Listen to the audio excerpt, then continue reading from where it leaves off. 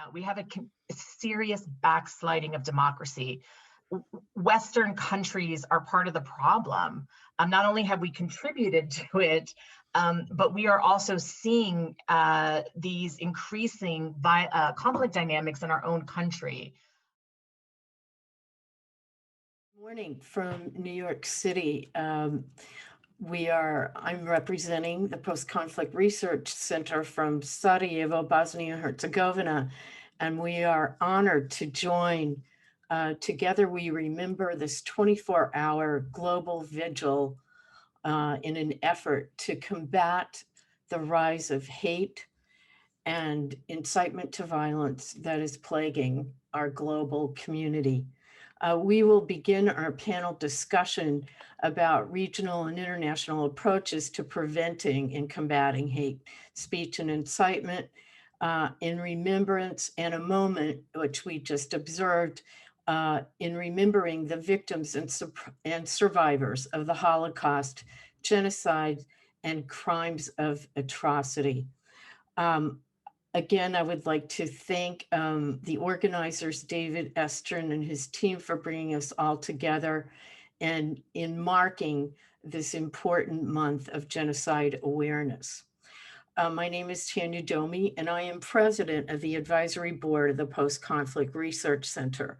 Founded in 2011, the Sarajevo-based PostConflict Research Center is an NGO dedicated to restoring a culture of peace and preventing violent conflict in the Western Balkans through the creation, implementation, and support of unconventional and innovative approaches to peace education, post-conflict research, human rights, and transitional justice. In 2017, PCRC and the United Nations Office on Genocide Prevention and the Responsibility to Protect established the Western Balkans Coalition for Genocide and Mass Atrocity Crimes Prevention, a collaborative coalition of over 20 leading civil society organizations who are conducting programs in genocide prevention and the reduction of ethnic-based violence in the Western Balkans region. This platform provides an exchange and dialogue between civil society organizations, regional governments, and the international community. The 1990 wars in Bosnia and Kosovo, which have sustained genocide, crimes against humanity, and atrocity crimes, including the mass rape of women, girls, and men, continue to weigh heavy in the Western Balkans, which is also plagued with genocide denial and triumphalism, the celebration of convicted war criminals.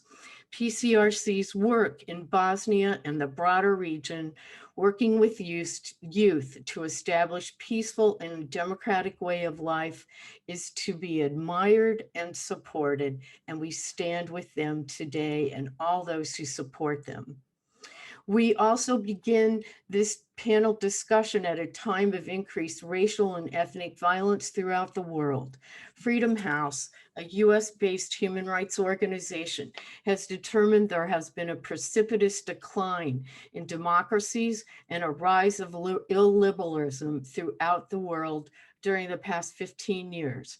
Indeed, the United States is not exempt from this troubling phenomenon, as we have witnessed the systematic murder of Black men by police throughout the country, precipitating a Black Lives Matter movement that began in 2014 and continues to this moment. America's complicated and shameful history of enslavement of Africans is a legacy that continues to challenge the notion of US democracy. Also, since 2001, Muslim Americans have faced an onslaught of attacks and demonization by the previous president, who sought to launch his campaign for president in 2015 at the expense of immigrants and Muslims. Even in America, with the largest Jewish population outside of Israel, anti-Semitism has escalated, that accumulated It's actually culminated, I apologize, in a mass shooting of Jews during prayer at the Tree of Life Synagogue in Philadelphia in 2019. In this past year, state legislatures throughout America have been adopting anti-voting measures, hatred, and denial of rights to transgender youth. The struggle against hatred and incitement of violence challenges America to its very core values of freedom and liberty for all. Our distinguished panels today represent global and regional efforts to combat and mitigate the forces of hatred and to prevent violence. Our next panelist will be Ms. Alice Waramu Netter Aitu, has been recognized as a voice in the field of peace building and violence prevention, having led as a mediator and senior advisor in reconciliation processes among communities in her country of Kenya, as well in other African settings. She served as commissioner in the National Cohesion and Integration Commission in Kenya following a horrific attack during the elections in 2007. She is also a founding member and co-chair of the Wayano Platform for Peace. She is indeed now one of the genocide advisors to the Secretary General of the United Nations. Her contribution will be presented in a recorded video.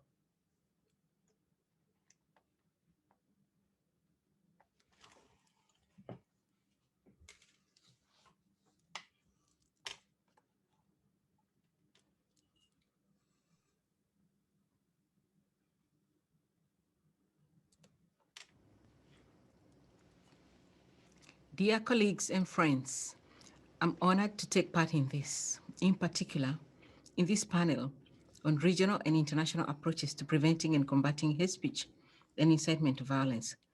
While it has been impossible for me to participate in person, I'm grateful to the organizers for the possibility of sharing a few words with all of you, fellow mediators and peace builders, via this video message. Indeed, when we speak about countering and addressing hate speech, the elements of remembering and of vigilance come together in a very strong way.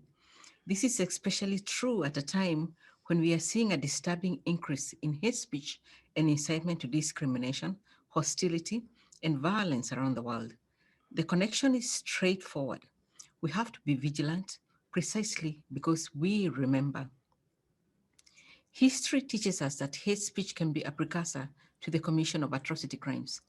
In this Genocide Awareness Month of April, we remember how in Rwanda and in Srebrenica, hate speech and the dehumanization of the other was present long before violence broke out and atrocity crimes were committed. Here is where vigilance is crucial, identifying, countering, and addressing hate speech before reaching such a level can be a matter of life or death. We know that the impact of hate speech on communities and on individuals can be devastating. Hate speech makes those targeted more vulnerable to violence, exposes them to exclusion and discrimination, exacerbating underlying social and economic inequalities and undermining social cohesion. Hate speech draws on deep divisions, pitting people who have previously peacefully coexisted against each other. No country is immune. In all continents, we have seen politicians and influential public figures encouraging xenophobia and discrimination against the other so as to gain political power. In countries in conflict, underlying causes of violence are exploited by those spreading hate speech, resulting in cycles of reprisals and revenge killings. Divisive and discriminatory messages are also multiplying online with devastating impact. As if that was not enough, in the past year, the COVID-19 pandemic has exacerbated existing trends of hate speech that scapegoat and stigmatize individuals or groups along identity lines. The pandemic has also aggravated misinformation and disinformation at a time when facts and science are more important than ever. Friends and colleagues, action aimed at countering and addressing hate speech needs to be at the heart of all prevention efforts. By addressing divisive and harmful language, we can avoid escalation of tensions that could spill over into violence. Measures to that effect can also help build societies that are resilient and inclusive. At the United Nations, this has been identified as a key priority for action. In June 2019, the Secretary General launched the UN Strategy and Plan of Action on Hate Speech. My office, the UN Office on Genocide Prevention and the Responsibility to Protect, is a UN focal point on the implementation of this strategy and plan of action. The document is comprehensive in that it calls for enhancing UN efforts to address the root causes of violence, including marginalization, discrimination, poverty, exclusion, inequality, lack of basic education, and weak state institutions. But as we know all too well, the roots of problems may provide a long-term perspective, but the immediate needs call for urgent responses. The UN Strategy and Plan of Action on Hate Speech also contains options to address short-term dynamics with the full involvement and leadership of UN colleagues in each of the countries. They, our UN colleagues, are all asked to partner with agents of change at the local level in undertaking this work. Our role as an office is supportive in that we help coordinate system-wide efforts to counter and address hate speech, including by supporting UN field presences, member states, and civil society at national and grassroots levels. Colleagues and friends, experience shows that placing communities at the core of action is the most effective way to turn the tide on hate speech. Indeed, prevention is local. Bringing together civil society and community leaders that represent a wide variety of constituencies to share their experiences is vital if peace gains are to be sustainable and felt by all. Moreover, it is imperative that those with influence in communities, political, religious, and community leaders, and civil society actors be agents of transformation, contribute to changing narratives, and encourage everyone to do their part to advocate for peaceful coexistence. For all of you doing this work, we want to support you to actively counter hate speech, including with positive and alternative narratives, enabling policies, linking early warning to early response, improved information systems, and strengthened partnerships. Actions to support victims are also vital. It goes without saying that this should all be done while protecting and promoting freedom of opinion and expression and the right to equality and non-discrimination.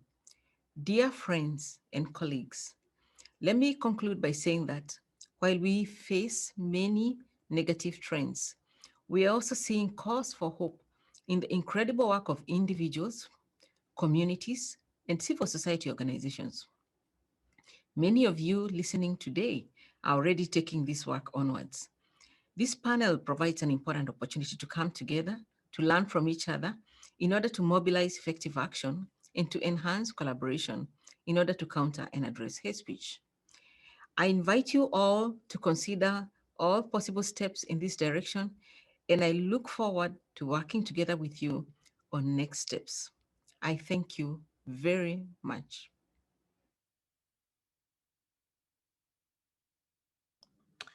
We thank Ms. Neder too, and we thank the United Nations for providing this message on her work more broadly. It's now my pleasure to introduce Ms. Liz Hume, who is the acting president and CEO at the Alliance for Peacebuilding based in Washington, D.C. She is a conflict expert and has more than 20 years of experience in senior leadership positions in bilateral, multilateral institutions and NGOs.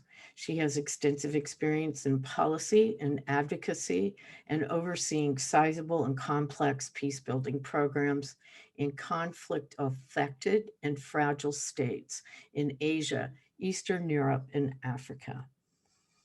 Liz was seconded by the U.S. Department of State to the Organization for Security and Cooperation in Bosnia and Kosovo, where she also served as chief legal counsel and head of the Election Commission Secretariats.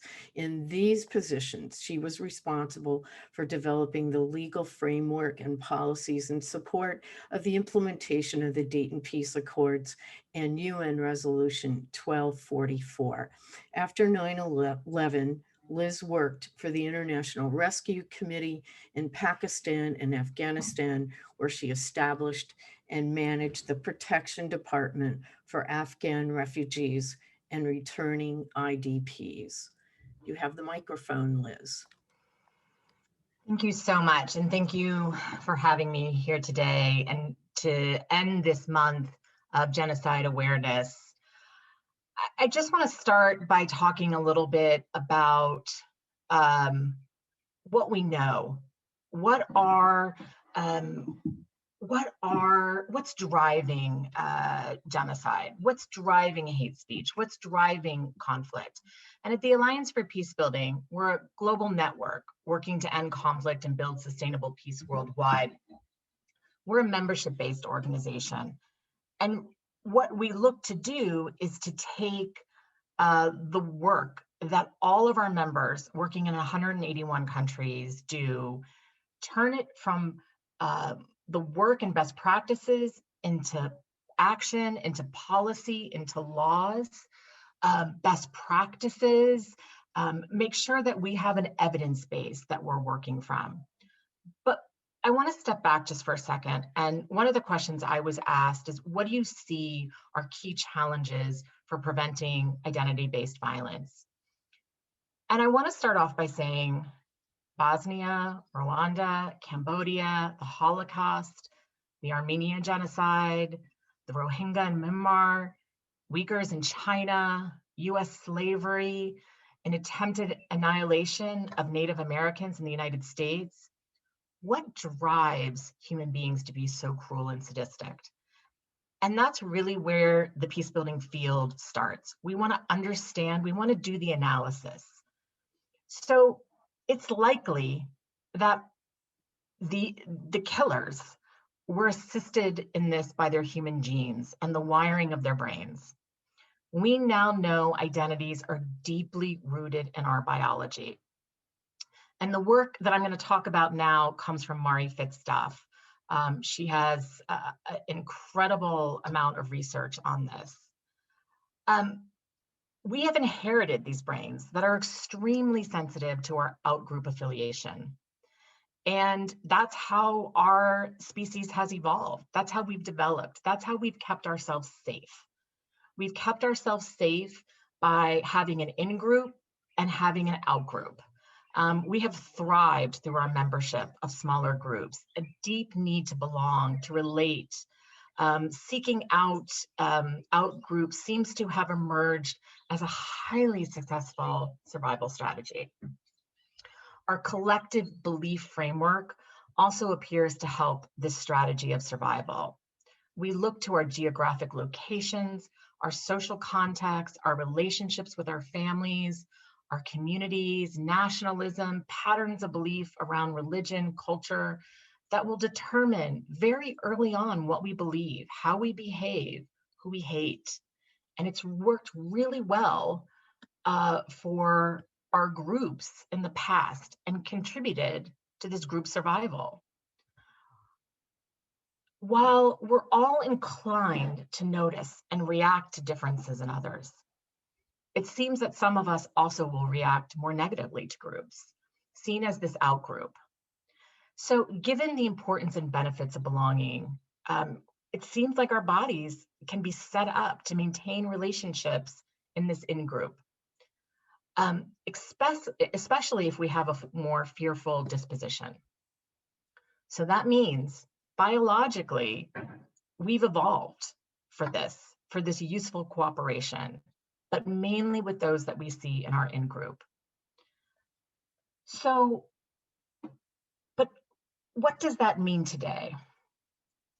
It means that when we look back and see, why are people still so focused on what happened in the past? Because it doesn't matter how long these collective memories took place. We see biblical comments from events for a Jewish nation that go back into the Bible. We don't have to look any farther than the Battle of Kosovo in 1389 for Serbs, for Sunni and Shia Muslims. We can go back 1400 years. These stories are ingrained in us. The 850-year occupation by British in Ireland. The stories lay dormant in times of relative peace, but they seek to energize and motivate when we have grievances, when the resiliencies in our society are breaking down. Look at hyperinflation in Germany in the 1930s, or in Bosnia in the early 1990s. In the US, we're seeing a changing demographic, and people are feel like they're losing their power and their status. Then we choose our leaders. We choose our leaders that are often based on emotional choices, leaders in search of power rather than peace. That's how, again, our brains are wired, our tendencies to be fearful of our other group. And then we have leaders that can persuade us and weaponize those fears. Now, this kind of seems like doom and gloom. And I want to be very clear. Understanding the worst in human tendencies and how easy they are to evoke in most of us is crucial. However, no less crucial is the knowledge that our history has proved to us as ever-evolving human beings that we can move beyond our current tribes to interact with others. We will notice these differences, but we can use our brains to notice those differences and be able to move on, and not define them as an outgroup. But it's something we have to understand and learn. But today, taking that knowledge and then applying it to today is really important, because today we have a conflict problem globally. Recently, UN OCHA reported the number of highly violent conflicts increased for the first time in 4 years. At the beginning of 2019, there were 41 active highly violent conflicts, an increase from 36 from 2018. We know that the global pandemic has caused stabilization in reverse. We know climate change is a threat multiplier. There are many grievances that are rising and putting significant pressure on human beings. And so what the big concern is that we fall back into this outgroup category. But so what are we doing about it? Why is peace so elusive? And at the Alliance for Peace Building, we see conflict prevention as key, and reducing violence and building sustainable peace as the inoculation to violent conflict, genocide, and we take it very seriously in terms of how do we take an evidence-based approach to this.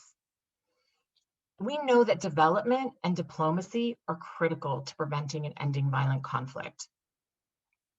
However, conflict prevention requires longer-term attention to political dynamics and programs that are hyper-local.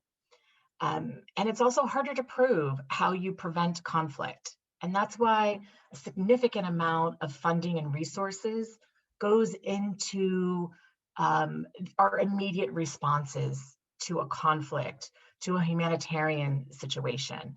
That's where our funding goes to.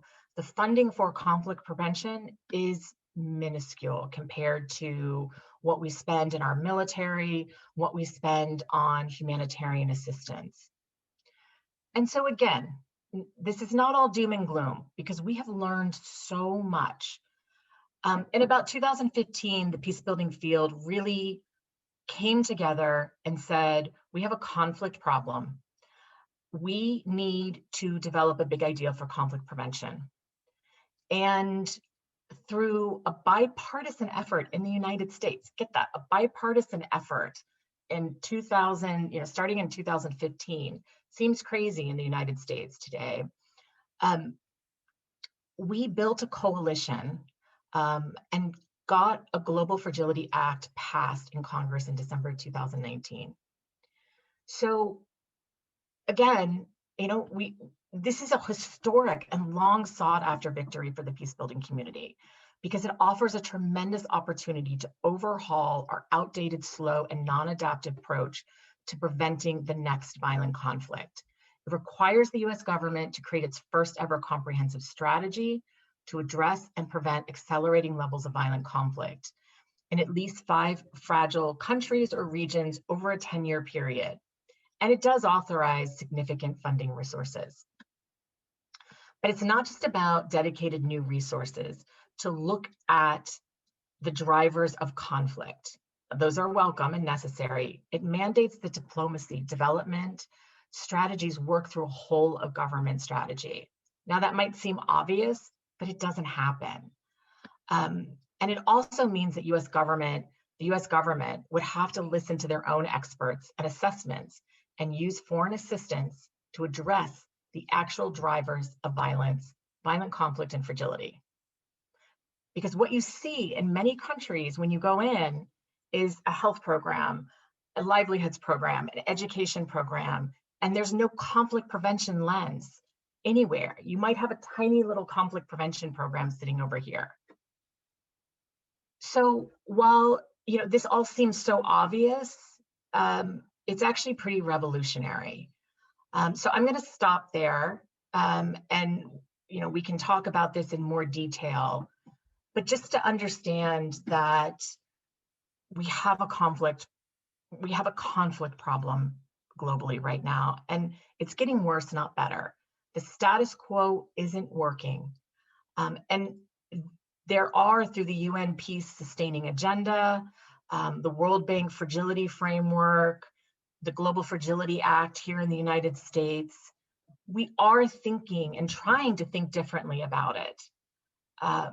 And it's going to take this whole community pushing so that we can focus on prevention and not treat it as a standalone side project. Thanks, Liz. We're gonna, after Kate Ferguson speaks, we will have I hope, a very lively and engaging discussion. So now it's my pleasure to introduce Dr. Kate Ferguson, who is an experienced policy analyst and researcher. Before founding Protection Approaches, she worked as a foreign policy consultant and political advisor in mass atrocity prevention in the UK, Rwanda, and Ukraine. As a research associate at the University of Cambridge for the Partnership for Conflict, Crime, and Security Research, she undertook a wide-ranging intersectional study into the efficacy of communications-based approaches to preventing identity-based violence and extremism. Kate was made inaugural chair of policy at the European Center of the Responsibility to Protect in 2018, where she is also a visiting fellow. She is also an honorary research fellow at the University of East Anglia. She is the author of the book, Architectures of Violence, the Command Structures of Modern Mass Atrocities from Yugoslavia to Syria. You now have the microphone, Kate. Thank you so much. That was a really generous introduction, and it's a real privilege to be with you all here today. It's always a bit odd when you can't see who you're talking to and into the ether, but I extend welcome, and it's a real pleasure to be here on such an important panel and conversation, and as this difficult month for so many comes to an end. I thought that I would talk mostly about the region of Europe and what these challenges mean for us, and sort of start with maybe where I see some of the challenges and hopefully end up in a more positive place. of where some opportunities might be found, global best practice in our work to prevent identity-based violence. Now, in Europe, it's not often thought of as a region, even among those professional experts that work in the fields of genocide prevention and atrocity prevention. Europe has very rarely featured as an area that needs to do this work itself. It's not an endeavor for Europe or for Europeans to worry about within their own borders. And of course, this has come from a real absence or a forgetting of the violence that had history, but really quite recently. And Tanja opened with some of those examples, you know, the ethnic cleansing and genocide and mass atrocities that occurred in Bosnia and Western Balkans in the 1990s, what happened in Northern Ireland. These are crimes that are somehow absent from our collective memory, particularly those of us, of course, that are in Western Europe. There's also an absence or a forgetting of the violence, again, in recent as well as longer history, that Europe and Europeans have either perpetrated, facilitated, or enabled outside of Europe. And this absence, I think, has fueled a quite disjointed way of how we think about violence that is perpetuated against people, whether by individuals, by armed groups, by states, because of an aspect of how those perpetrators view an aspect of that identity. We in the atrocity prevention to recognize those similarities, that this is something that is now perhaps that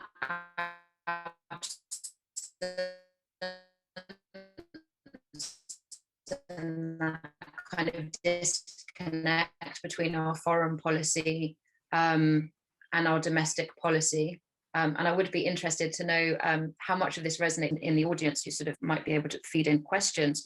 But that disconnect, both in sort of how we remember our history and our experience of violence in Northern democratic states, and our responsibility for some of those crimes. This sense of human rights are to be exported, and something I always have found throughout my professional career extraordinarily frustrating and surprising. I do think we're getting to a moment where some of that might be changing, but I'll come to that later.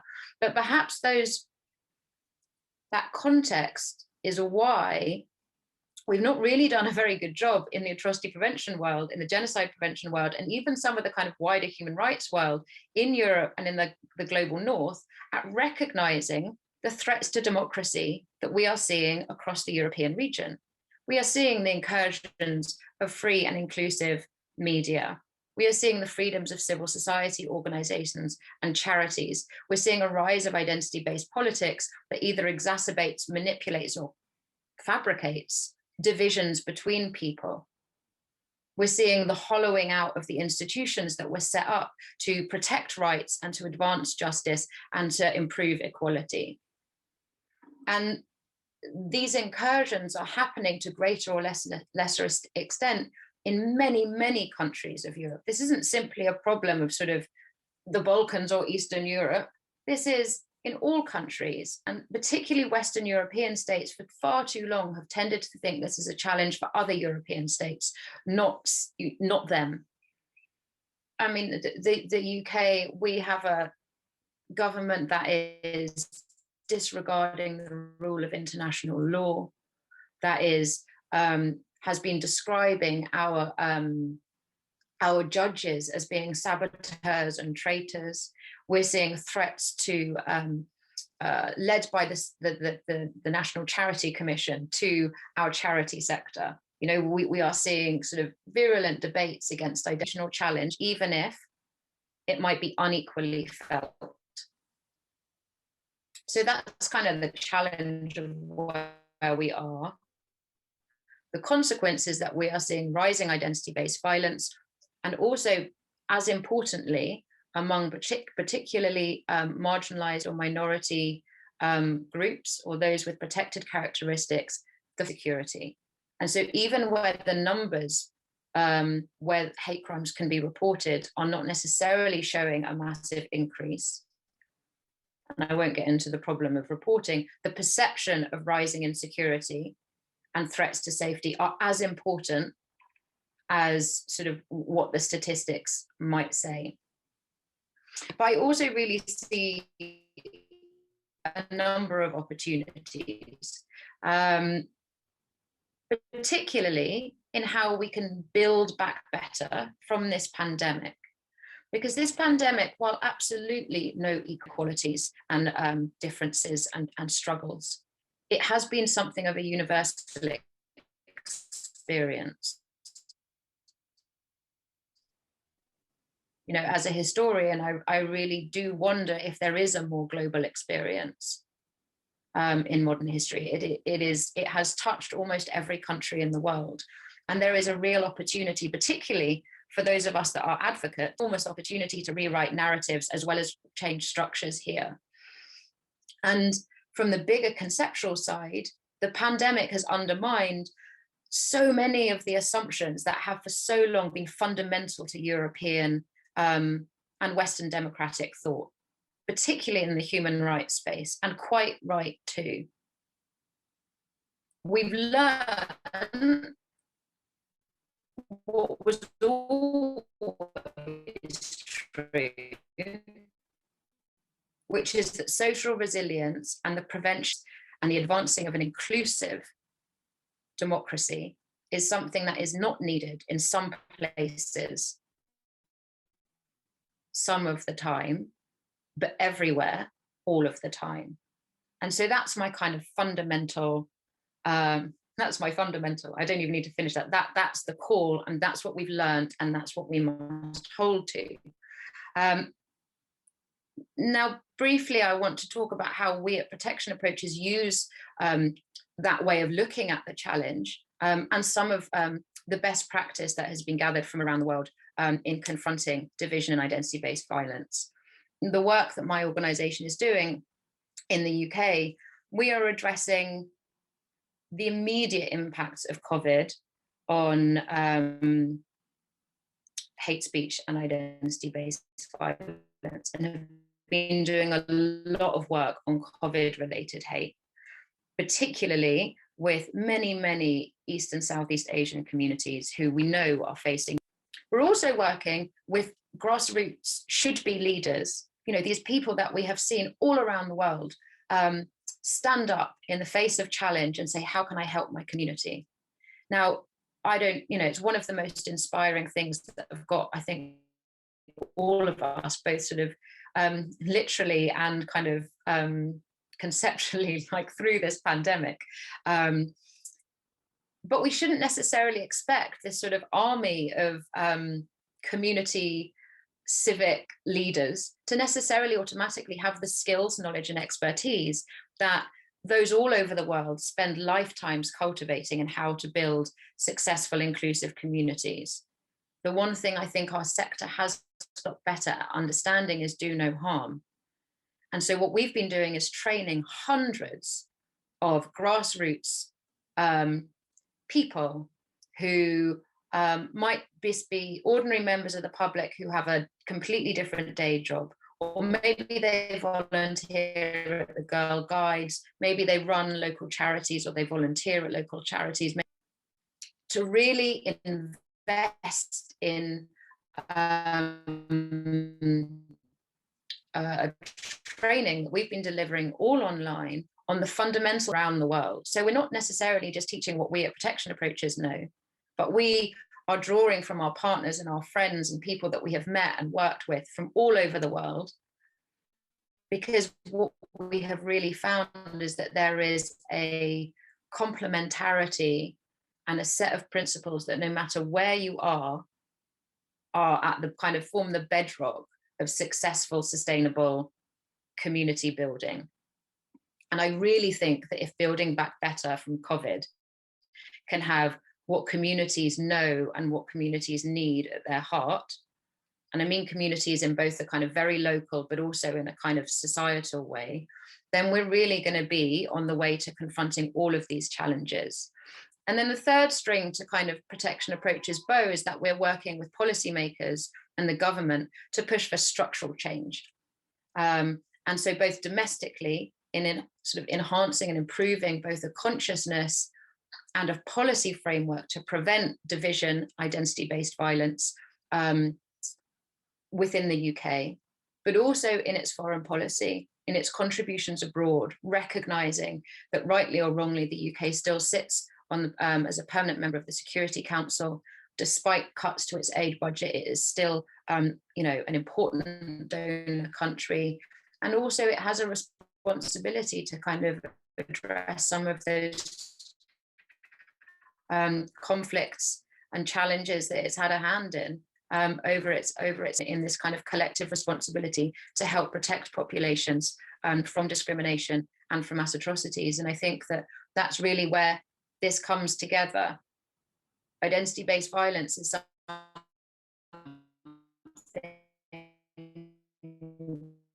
that I think all of us, to a lesser and greater extent, and again, I'm not equalizing here, we all experience some form of discrimination, and again, I'm not equalizing here, perpetrate.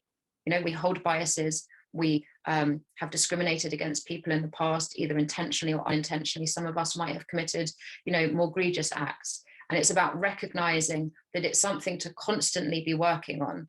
Every question, who is included, who is excluded? What are the consequences of my actions and decisions here? Will it make an individual or a group of people more vulnerable or less vulnerable? And I think if that's how we can start building a new framework into our decision making, whoever we are, whether we're businesses, NGOs, whether we're policymakers, to me, that's the way forward. So thank you so much.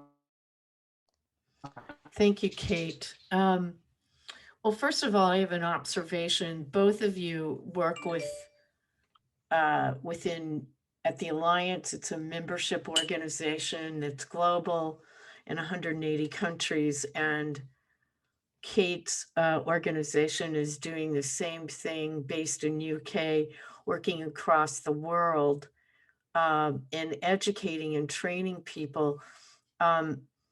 This is, I would assume that this is emanating from research and policy that both of you have worked on, as Liz has stated repeatedly, evidence-based.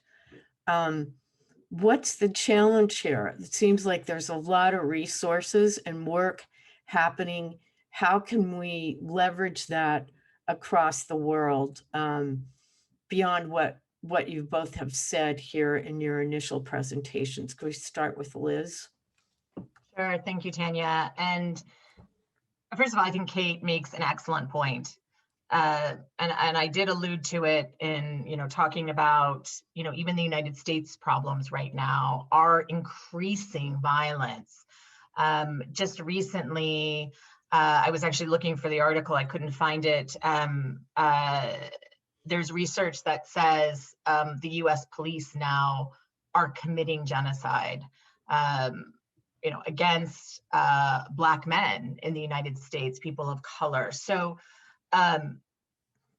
we recently the United States just came out and said, there's a genocide in Armenia. So first of all, naming the problem is the first thing, right? But at the same time, Kate also rightly pointed out, we have a serious backsliding of democracy. Western countries are part of the problem. Not only have we contributed to it, but we are also seeing these increasing conflict dynamics in our own country. And so that's part of it, right? We have to actually work in our own backyards now as well, and not just think that we're so exceptional and conflict is happening over there. we have to get better at conflict prevention. You know, a lot of people say, well, you can't do it because you can't prove it. You don't know if you prevented a conflict. Or, you know, we know when these things are happening. We knew there was tons of evidence of what was happening in Rwanda. We sat on the sidelines during Bosnia for many years. I mean, we have to, when we say never again, we have to mean never again. We have to engage, but we have to focus in on conflict prevention. And we have to move that field forward and show, and with not only just qualitative, but quantitative data that, you know, we built, you know, we were able to reduce violence. We were able to prevent conflict. We were able to build sustainable peace and tell that story better, so that, you know, we can get better, you know, more resources, because the resources actually are very tiny. You know, when you look at our military budget or our humanitarian budget, they're huge. So, you know, I think it's on us to actually do that work and do it better, and then tell the story better, so that we can, and that Kate also talked about, do no harm, so that we don't, and when I'm talking about we, I'm talking about us that are working in this sector, that we don't make mistakes and or make the problem worse. Kate, I wanted to also acknowledge, thanks, Liz. I wanted to acknowledge what you said about Europe not recognizing and acknowledging what's happening locally. Having spent a lot of time and work in Europe, and I continue to do that as a scholar, I would agree with your conclusion. And we're also seeing it right now with respect to, I think, enlargement policy and the EU, bringing countries in from the Western Balkans, changing the rules. And there's a lot of residual animus towards countries that have Muslims. It's very clear to me.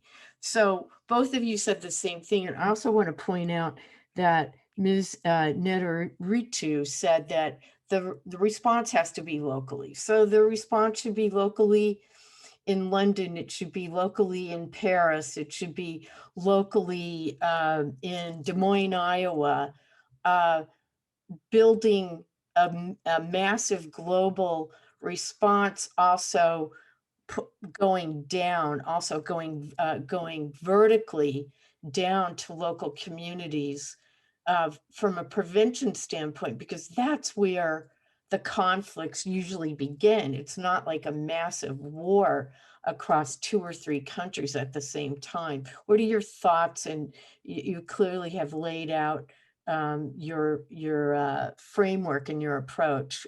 What are your thoughts on this, Kate?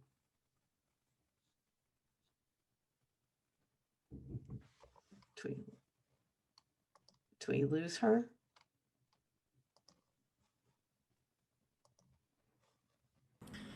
There's been a bit of a lag. Yeah, thank you. Yeah. Right. Go ahead. Okay. No, sorry, still here? Yes.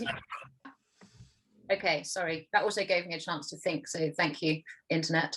I think that I agree, of course, that you need to have locally led efforts, because they're there already and they're experts in and of their communities. But I am slightly worried about a pivot that is so unconsidered that it could be done in a way that essentially kind of just passes off the responsibility to prevent violence and protect the most vulnerable to those communities that experience the most violence and are the most vulnerable. And so there is a difference between transforming our funding structures to ensure that local groups that are small and mighty can have access to the funds and resources that they need, and don't have over reporting structures to contend with, for example. But that's not the same as saying that somehow shifts the responsibility or lessens the responsibility of others in society. So I think what we need are horizontal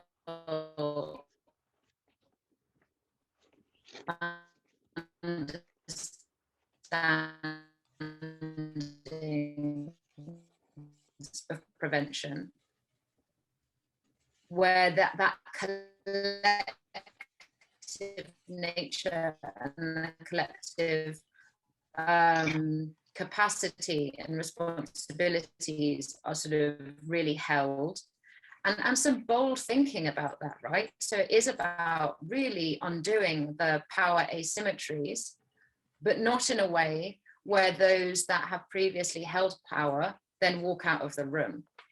The other thing I would say is that we really need to think about what a pivot to prevention rather than response looks like. And thinking about who is best placed and how we can sort of better prioritize efforts that prevent what is not yet occurring, and even the crises that we cannot yet see. We're responding to the current uptick of hate speech. We're responding to the current police brutality. And it's not ever to say that you don't respond. And when we think about really big international crimes, you know, if you think about sort of what happened in Rakhine in 2017,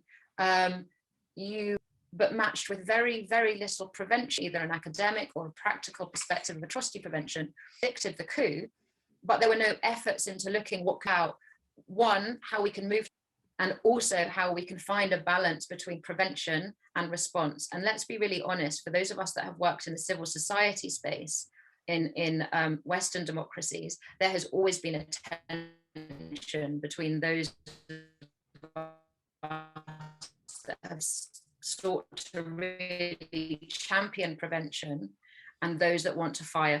And that's going to be a hard one, but to me, those are the two challenges that need to be overcome. Okay, thank you. Both of you, you know, are using and leveraging really interesting research, but also you both talked about policy initiatives, and Liz, you laid out, you know, your efforts around passing the Global Fragility Act.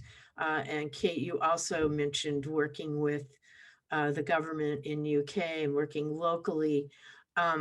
What can be done within governments to raise the alarm? I know during the Obama administration in the United States, Samantha Power initially worked in the National Security Council, and they were using early warning mechanisms in order to defend, at that time, LGBT leaders around the world that were facing lethal attacks. And so there was intervention from top down at that point. There's got to be more of these mechanisms set up, and we do see them like in the OSCE with the High Commissioner for National Minorities has early warning authorities, but where can this be leveraged in your opinion, Liz? And I'd like to hear your thoughts on this too, Kate, in terms of governments. Sorry, the good news is we are getting these, you know, laws and strategies in place. The Global Fragility Act, UN Sustaining Peace Agenda, prevention is in there. The World Bank Fragility Strategy, it's in there. The problem, though, is making sure they get implemented. Right. Because otherwise they're just words on a piece of paper. Right, right. And here in the United States, we are struggling to get the Global Fragility Act implemented.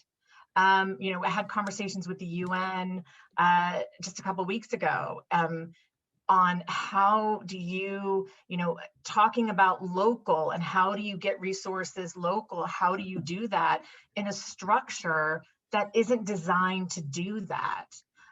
So that, I think, is the challenge of our work and our community, is to make sure that these, you know, what has been put in place does get implemented. And you brought up Samantha Power. We have a great friend in Samantha Power who just got confirmed as the USAID administrator. She has been a champion on atrocity prevention. So we have to make sure when we have people also in place in the position of power to make sure we work closely with them to implement these laws and rules and policies that we've worked so hard to put in place. Thanks, Liz. Kate, quickly, because we're nearing the end of our session, what are your thoughts on the UK government and the work that you've done with elected officials? Sure, I'll just say it really quickly. They've made good steps. We're pushing them further. And I think that the next thing is that they need to set out a national strategy of atrocity prevention. I think we're making headway towards that. And I think it's the model that many states will start going in. Thank you very much, both of you. It's been a very interesting exchange of work, policy work, research experience on the ground, and both organizations doing global outreach and organizing. This now nearly concludes our session on regional and international approaches to preventing and combating hate speech and incitement to violence. I want to thank once again Together We Remember for this opportunity on behalf of the PostConflict Research Center based in Sarajevo. And again, thank you, David, and your team for the effort that we all come together and remember those who perished in genocides and crimes of atrocity during this month of remembrance of International Genocide Awareness Month. Thank you again.